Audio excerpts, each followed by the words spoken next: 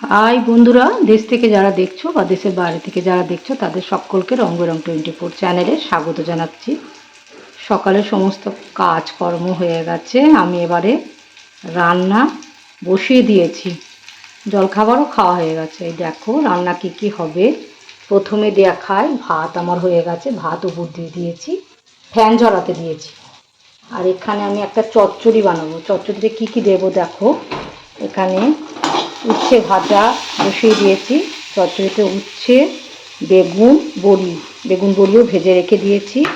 আর এখানে দেখো লাল আলু দুটো দিয়েছি, আর সাদা আলু ছোট্ট একটা দিয়েছি, আর বিনস।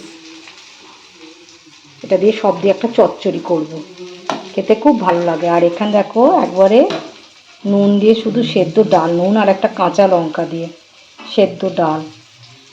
আর এখানে করেছি ডিম আর আলু সেদ্ধ করে রেখে দিয়েছি, এটা একটা ডিমের কারি হবে। আর ভাতেতে আলু সেদ্ধ দিয়ে দিয়েছি, ওটা একটু পেঁয়াজ দিয়ে মাখবো। আজকে দুপুরের এই রান্না তোমাদের সঙ্গে শেয়ার করে দিই। আমার হাজব্যান্ডের একটা সিক্রেট বলি, যেটা হচ্ছে ভাতেতে ওর কিচ্ছু লাগে না।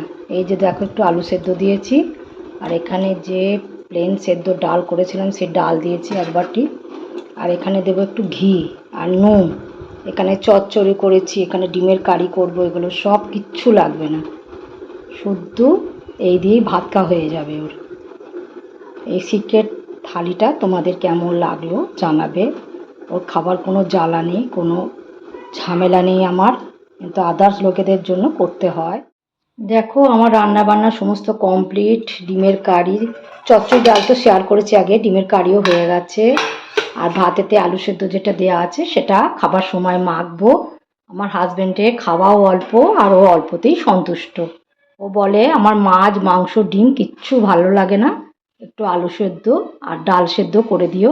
ডাল সেদ্ধ থেকে একটু ডাল খাওয়া ভালো, ওই জন্য একটু ডাল করে দিই, পাতলা একদম কিচ্ছুই দিই না, শুধু একটু একটু কাঁচা লঙ্কা একটা আর একটু অল্প নুন দিই।